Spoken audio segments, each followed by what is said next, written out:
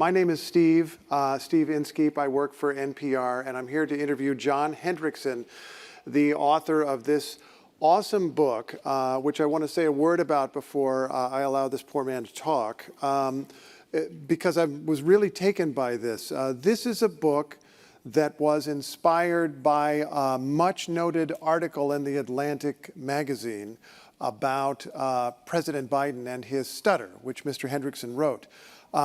Most books that grow out of magazine articles, in my opinion, seem like magazine articles that just got a little bit too long. No, not most, some. Let's say some, because some are great.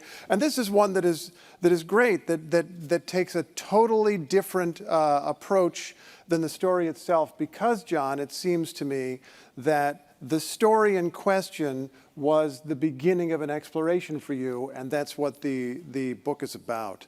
I want to do one other bit of business here, which I hope you can help me with, because I want people to know that John is from this area. He grew up around Washington, D.C., and I think you have some family here. Is that true? Let's embarrass them. Where are they? Thank you, Steve, and thank you to my family who's here in the audience, and old friends, old neighbors, colleagues. I just thank you for coming out. Where's your mom? Would she stand up? Right there. Oh, she's just gonna. There we go. All right.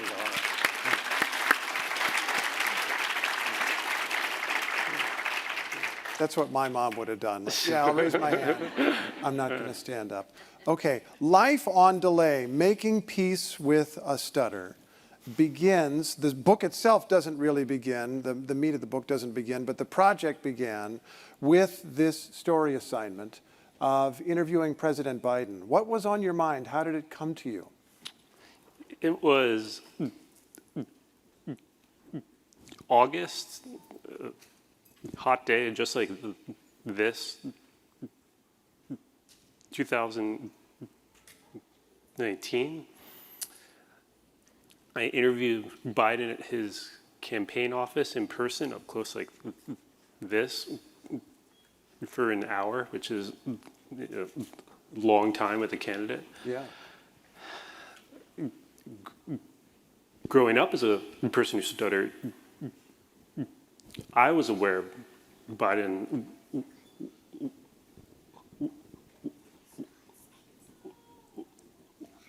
was also a person who stuttered, but if he ever talked about it, it was always in the past. It was always a childhood issue. It was always something he had overcome with beginning, middle, and end. And being a person who stutters and watching him on the campaign trail, et cetera, it was obvious to me that tidy narrative, it was actually more complex than that. And why is that? Because you don't beat a stutter? Is that what you're saying? It's something that you live with? It's a neurological disorder, and very, very young kids can rewire the pathways in their brain to produce fluent speech. But if you get to a certain age and you continue to stutter, you're almost certainly going to keep doing it for the rest of your life. And at that point, the best you can do is just manage it. And there are all of these workarounds that I get into in the book, but the biggest workaround of all is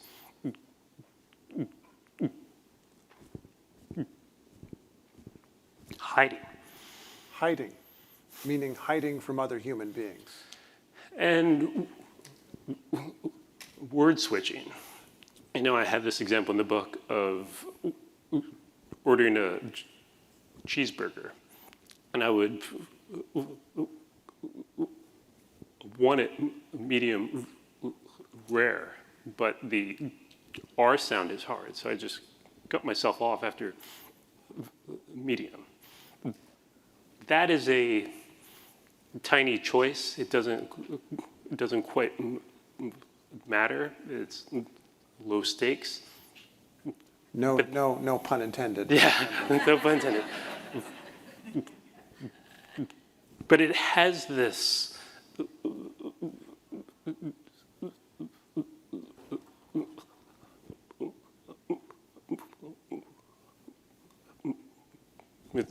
metastasizing effect. And then it becomes, oh, I'm not going to go out to a restaurant at all. Oh, I'm not going to pick up the telephone at all.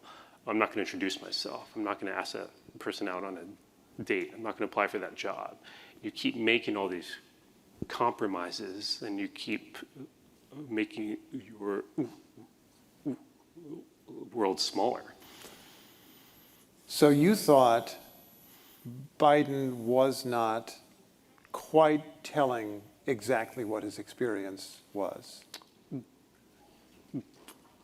Biden does an amazing job managing his disfluency. And he's out there every day talking all day, giving big addresses. But as he's gotten older, he doesn't manage it in the way that he may have in his 30s, 40s, 50s, et cetera. Oh, meaning that if I saw him in the Senate, as I did 20 years ago, talking with reporters, I might not have noticed or thought about him as a person with a stutter. But I might notice things today.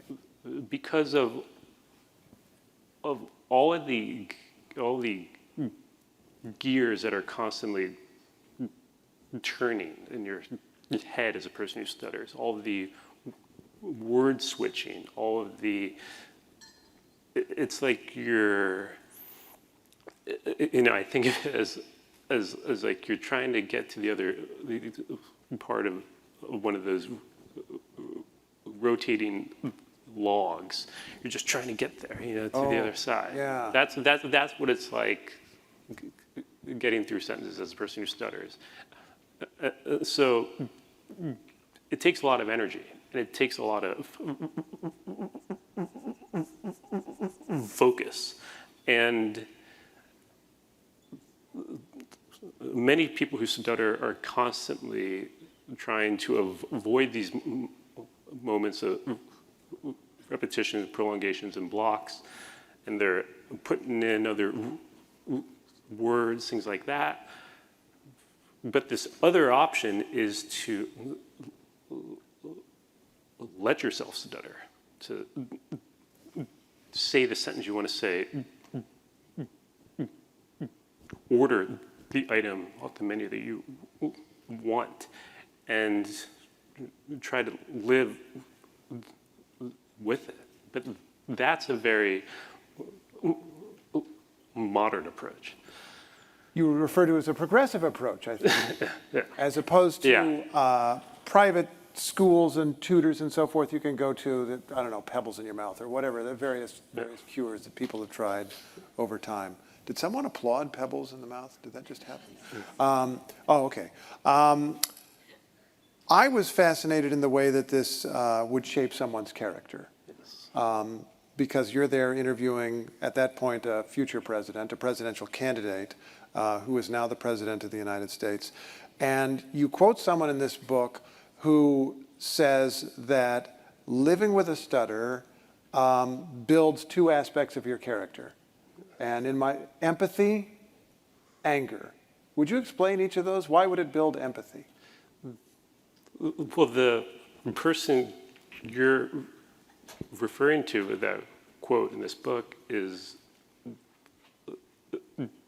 also an adult who stutters, who happens to be Biden's speech and debate coach, and he's coached other presidents as well. He's coached members of Congress. He's a very successful public speaking coach,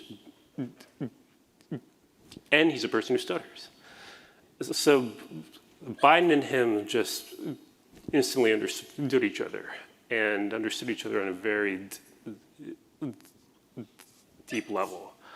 But those two gifts, empathy and anger, that's real, because it becomes easier to empathize with people from all walks of life. It makes you more patient, more compassionate, a better listener. And the anger, it comes from feeling misunderstood, misjudged, discriminated against. Many disabilities carry stigma. In thinking about the president, he is famous for showing empathy for people. Having observed him, I don't think I'm the only person ever to observe him to also perceive that he sometimes seems like he has a bit of a chip on his shoulder. Would you trace both of those things, at least in part, to his experience with stuttering? I think that Biden has always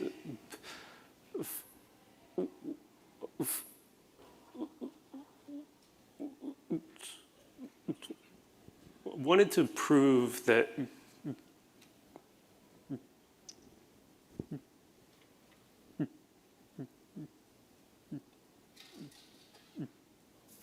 he is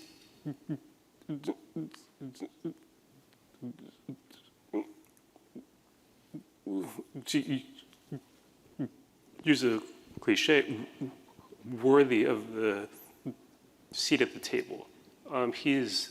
He didn't go to Harvard. He's an Ivy League guy. Yeah. That's part of his appeal. He's a blue collar guy, every man. That's, I think, part of what got him elected. But people with certain disorders and disabilities, especially if they're involving communication, they're judged, and it makes you develop this grit to work harder. I want to move on to your experience after doing this interview, but one more question about the president. You went in thinking he presented his experience a little differently than it was, that he presented a lifelong condition as something that he beat the way you might beat COVID or beat cancer or something like that. When you met him, did he acknowledge this as a lifetime condition? He's talked about it on occasion in other interviews, and to my understanding, the other people who have interviewed him, who have ever talked about it with him, aren't people who stutter. And so I was watching him tell me childhood stories or tell me how things were and then say, but it's not like that anymore. But I was watching him actively stutter and actively display the manifestations of it. And I asked him, I said, well, what was that a minute ago? It appeared that you got caught on the R sound just there. And I mean, it was an uncomfortable thing to ask the former vice president. That's your job. But that's the job of a journalist. And I kept asking it in different ways. I kept bringing our conversation back to present day, present tense, and I wasn't getting that from him. Everything was all in the past, in past still, and our time is ticking by in that interview, and it dawns on me, oh, this isn't going to happen. He's not going to engage with me like this. So I left his office that day mad. I was mad at myself because I felt that I had failed as a journalist. I didn't get the material. I felt like I was letting everybody down. I think I was mad at him because I felt like he wasn't being forthright with me. And those emotions kept going for about a week or so. And I got back and I talked with my editor about it. And my editor said, why won't he talk about it? And that turned everything on its head, and that became a more interesting story. It's never happened to me that an important newsmaker has refused to give me the straight story. So I'm not sure I can really relate to that. But, and I've never been frustrated with myself after an interview. No, of course I have. Of course I have. I really relate to that. I'm sorry you let it bother you for a week. And that's a great insight. Then the question is, why is he thinking that way? Now, the story was published to enormous attention, and I will note that you receive a call to go on MSNBC and talk about it. How did you respond to the, what thoughts went through your head when you got a call from someone saying, can you come on TV and talk about this? Technically an email. Okay.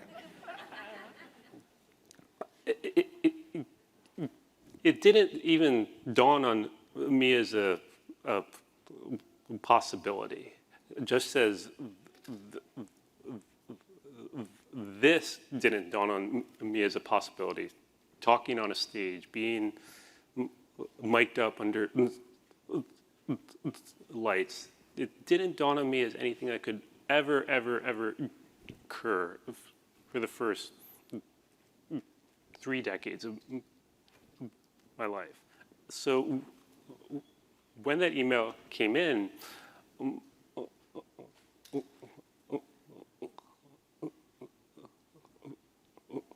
my instinct was, oh, I can't do that. That's not happening.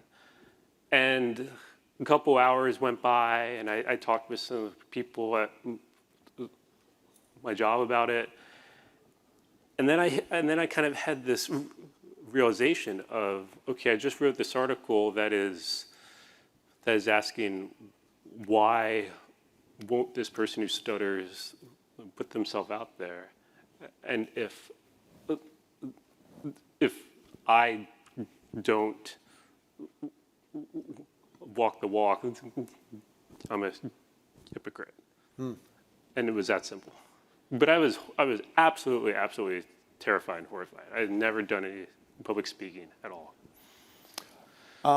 How'd it go? Well, that's how my book opens, of that morning, being in the green room at 30 Rock and wanting to leave and wanting to bow out and quit. I mean, just like me and you were backstage behind the curtain, and a percentage of me, a small percentage of me, was like, all right, you can just go out now and leave. You know, yeah. It doesn't ever fully go away. You faked it well. You seemed calm back there. But you describe at some point in this whole process, I think it was before the television interview, while you were writing, did you actually write "My hair began to fall out"? Oh yeah. Process? And my beautiful, patient wife is here, who watched my hair turn gray in the course of writing this book, watched it fall out, was by my side on months of barely sleeping, losing weight. Elliot Page talked about this. The combination of catharsis that comes in the process of personal excavation, and also the exhaustion, and all the kind of the opposite of catharsis. So every part of this was phenomenally stressful for you. But you describe at one point, I'm going from memory here, but you write the article, you go on television, you receive a bunch of letters and emails, right? And without recounting every story, you could imagine that it's people who relate to this story in some way. And I think you even refer to them, one of them, as the letter that changed my life. Yes. What changed? So those letters, emails, messages, DMs, everything began to come on the day my article was published, and they kept coming for days and weeks after, and then they kept coming for months after, just again and again and again and again. And I received over 1,000 of them from all over the world, all ages, all backgrounds, everything. It's now approaching 4 years later, and I continue to get them. But the one you're asking about, it was from a person my age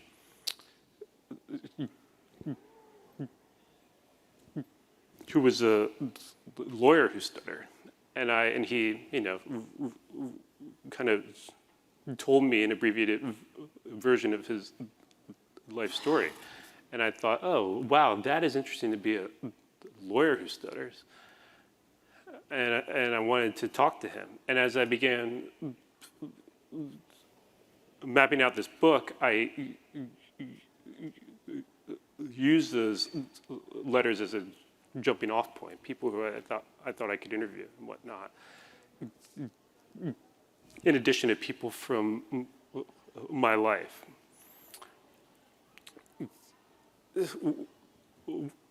Without giving too much away, he ended up having colon cancer. And we talked for many hours, many days over the course of over a year of interviews. And he told me that being a person who stutters prepared him for cancer. And that blew my mind. How did it prepare him? Because he said it's this invisible battle, but I think he said, but it actually isn't a battle. It's more like a war, because you just have to keep going out every single day. And the thing we were talking about earlier, just about grit, determination. He was a father, and he was determined to make the most of the time he had left.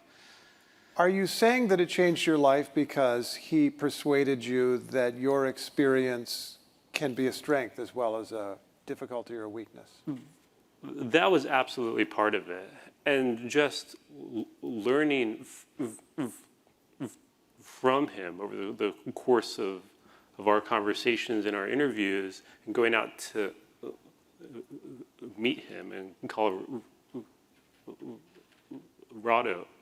meet his family and just watch him carry this burden of cancer in his early 30s. And yet the reason I was talking to him was about this whole other thing. But to see him, walk along both of these tracks, he gave me endless wisdom. So the Biden interview that was the inspiration for this book in a way, the full telling of that tale begins, I think, about page 174. There's, in the end, a lot of your earlier life that's in here. And I want people to know that you did something that I would consider, like, I'd have to work on it. It might be kind of terrifying. You basically went back and interviewed everybody from your life up to then. Kindergarten teachers, other teachers, people who had counseled you in different ways, members of your family. What was it like to go back to them, and what was on your mind? What did you want to know that you didn't know from them? I was inspired by David Carr and his memoir, Night of the Gun, which is about his entire life, but it's primarily about his substance abuse and how he carved out a journalism career against that backdrop. And because he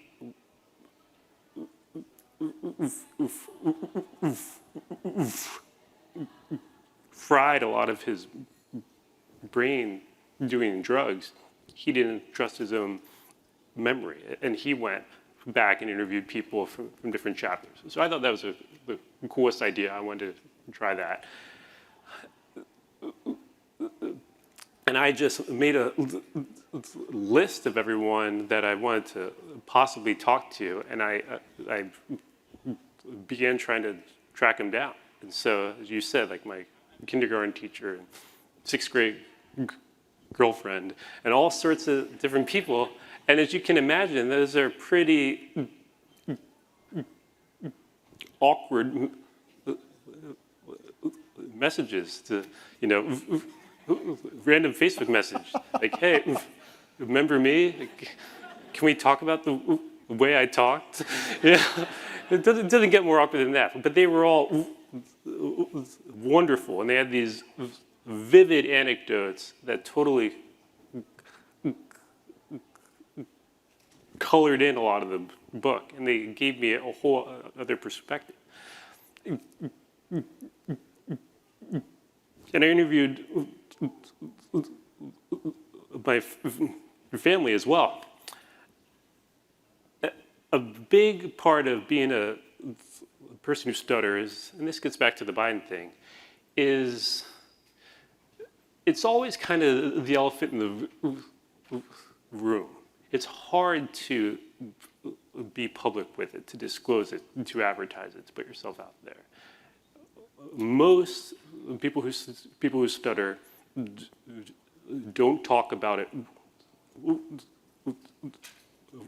with their families, and like at all. And it kind of takes up a lot of invisible space.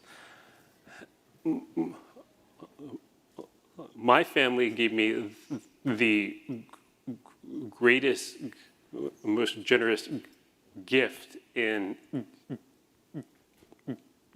when I asked them this crazy question: can we sit down and just talk about life, the totality of life, the good, the bad, and everything in between? And can we just talk about everything? And they said, yes, absolutely. We'll help you in any way possible. And it was amazing. Did they add to your knowledge, or in some cases flip your knowledge, like completely contradict some memory that you had, or fill in something you didn't remember at all? both. And that is how, and that is why memory is endlessly fascinating. I remember talking to a person who I dated in college, who again I hadn't talked to in 10 years or 15 years, and we reconnected, had this amazing interview, and that person said, "Do you remember the first time you came to my house and met my mom?" And I had completely blacked that out, completely forgotten until she said it. And then it was like, turn on a light switch, and then it all came back. Every little detail came back. And we talked about it, and it all came back. And yet I hadn't even thought about it since, that time that it happened. It was just back here somewhere. We've got a few minutes left. I do want to invite some questions from the audience. In a moment, I'm going to ask one more question, Mr. Hendrickson. I didn't ask of our organizers how this works. It looks like there's a couple of microphones here. We're inviting people to come up to the microphones. So people could line up. If you have a question, please line up, and we'll try to get through them as many as we can. But while you're doing that, I'm going to ask one more question of Mr. Hendrickson. You said that this changed your life. I understand that it changed you being public in a way of writing a book or being on this stage. Has it changed your day-to-day existence, the way you might go about a conversation in a restaurant or on the street or anything else? Great question.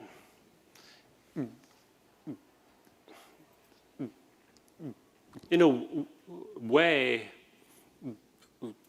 going on MSNBC or going on the radio and openly stuttering,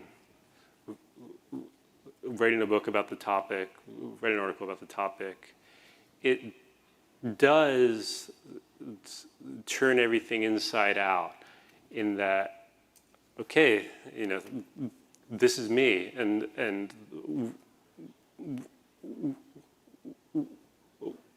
whatever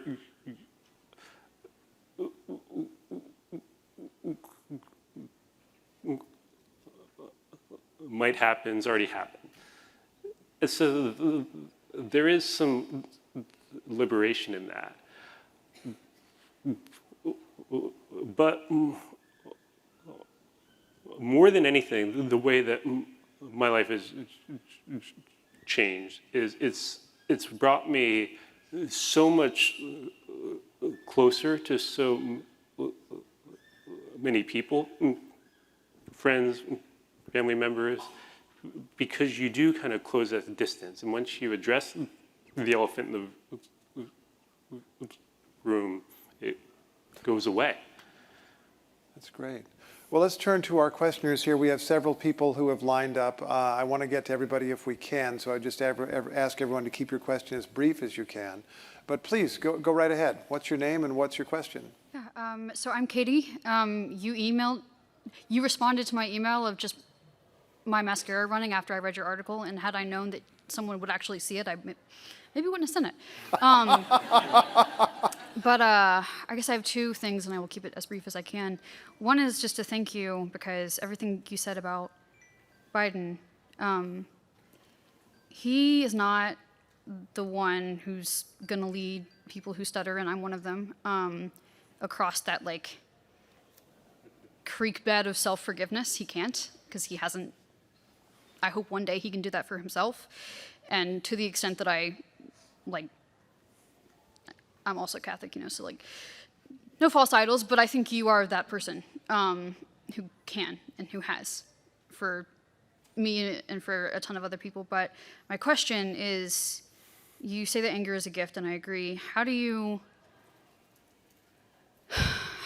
separate the sort of corrosive, useless anger from the righteous and purifying anger? I mean, because there's the injustice you have that is instilled in you as a person who stutters, and then there's just the pointless anger that you feel when people who don't stutter pontificate about how much of an inspiration you are. How do you let one go and keep the other? Thank you. I feel like that's the most challenging question I've ever got at any book event like this, ever.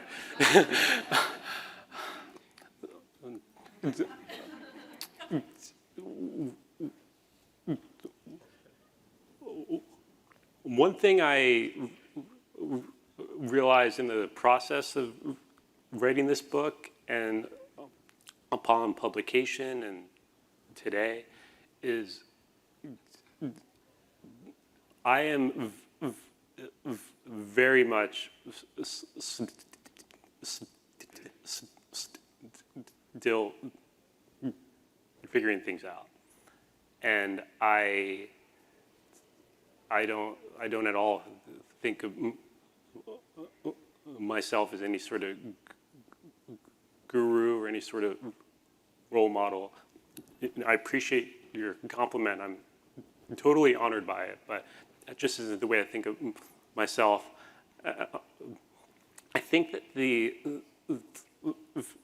forgiveness aspect you touched on, I think it's a daily active practice. It isn't a light switch, and you don't hit this place where it's like, well, I made peace. All right, all good. We're done with that. Now we're settled. It's this thing. You got to keep putting money in that bank every day. Please go ahead, sir. Oh, someone's at this microphone. Go ahead. Hi, thank you so much for sharing your story. It's been an inspiration for me. And I actually didn't even come here to see this, and I'm really happy that I did. I'm wondering if you experienced bullying growing up. As a deaf person, that was something I definitely experienced. And I'm wondering if you're familiar with the term autism, which is discrimination based on hearing status. Do you see any parallels with what you go through in autism? I think every kid growing up deals with some type of teasing, bullying. I think people with disabilities, disorders, or any type of other get a heightened version of it. I'm optimistic that in today's world, on today's playgrounds, kids are better informed about disabilities, and I think representation keeps expanding with every year, and destigmatization, normalization. One of the most meaningful movies I've ever watched around this broader topic is The Sound of Metal. Have you seen that? Yeah, I imagine you have. Yeah, and more than Coda, more than other films, Sound of Metal, just the depth of it. It's about, for any audience member who doesn't know, it's about a hearing person who's a drummer, and he loses his ability to hear. And he's at this crossroads of is he going to embrace ASL, or is he going to get cochlear implants? And the whole tension is just around living in an ableist society. And so I think the more representation, those kind of movies, books, TV shows that get at the layers of this whole thing, I think that is going to help with destigmatization in the long run. Thank you, sir. Please, over here. Thanks for your patience. Hey, John, Eric, good to see Hey, you. Eric. I was one of the people who emailed you. And, it's funny because I wrote a book about autism. You wrote a book about stuttering. We kind of did it around the same time. But one of the things that really stood out to me was you're writing about substance use. That's something I think is big in the disability community that we do not talk about. I'm 4 years sober. And One of the, and I think what you talked about ableism, and in some ways, do you think that, what ways can we talk about substance use and disability in the disability community and discuss how ableist society kind of forces us to use substances to mask? Because it seemed like in your book, you talked about smoking weed and drinking to mask your disability in the same way I used to drink a lot to mask my disability. Like, what ways can we discuss it without further stigmatizing either our main disability or addiction? That is an excellent question. I feel like, man, all three of these are just totally amazing questions. And please, if you haven't, check out Eric's book, We're Not Broken, about autism and the layers of all this that we're talking about. Many, many people who stutter, people with other disorders, disabilities, self-medicate with substances. I interviewed a person in this book who he was drinking before high school in the morning. I think it all comes down to just being real about all of this, and giving up on this idea that people are living these perfect angelic lives, and just like really talking about the way that each of us go about our days, the good parts and the bad parts, but the whole picture, that allows other people to then begin having those conversations and begin like trying to make peace with the thing that they're carrying around. And that was really my goal with this project. It wasn't just to write a book about the topic of stuttering. It was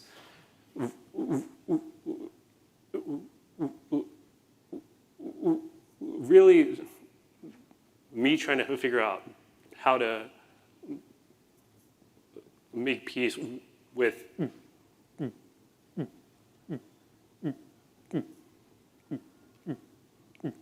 X.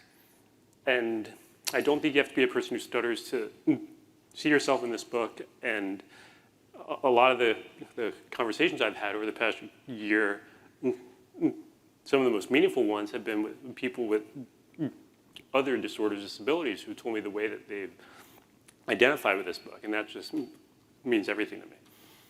A whole chapter on alcohol and substance abuse in this book. Over to this side, if you don't mind. Hi, thank you for your book.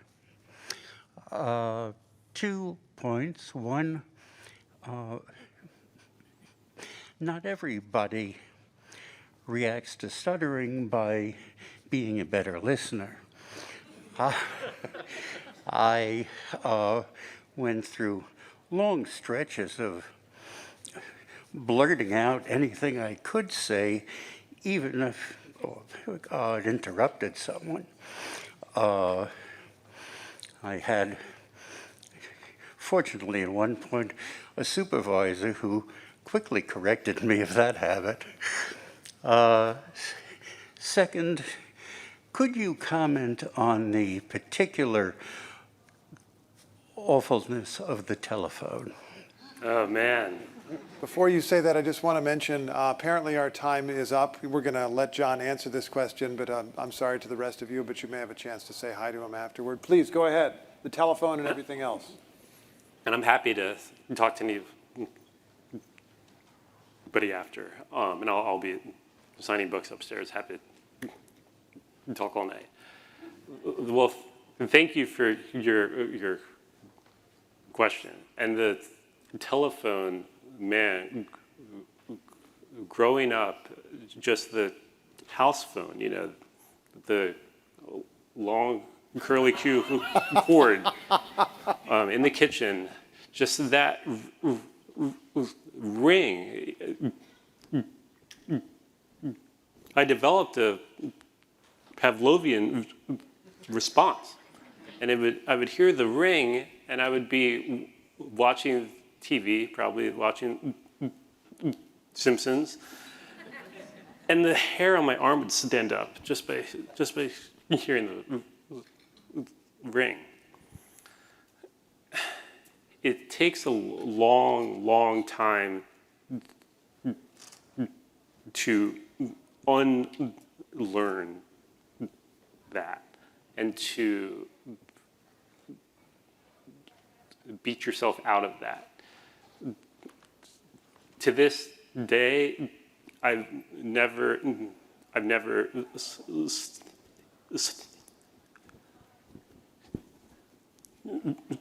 recorded a outgoing voicemail on my phone, just because I'm like, I can't do it. I don't want to do that. But I will say that in spite of all this, and decades of avoiding talking on the telephone at all, just the time pressure, the fact that the person you're talking to can't pick up any visual cues. There are so many layers of this. But after decades of that,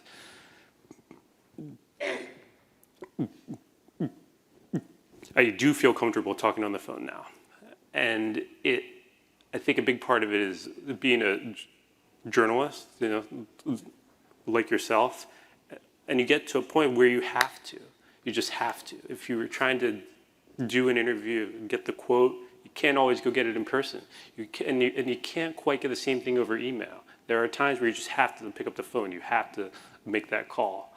And in my early 20s, it was hard. And in my mid-30s, it's hard. But it's gotten easier. It's gotten easier over time. And so I would say, if I do have any advice to give, just going out there every day and doing that hard thing does make it easier. John Hendrickson, thank you very much. Thank you, Steve. Thank you so much. Great. Thank Well you. done. Thank you so much. Life on Delay.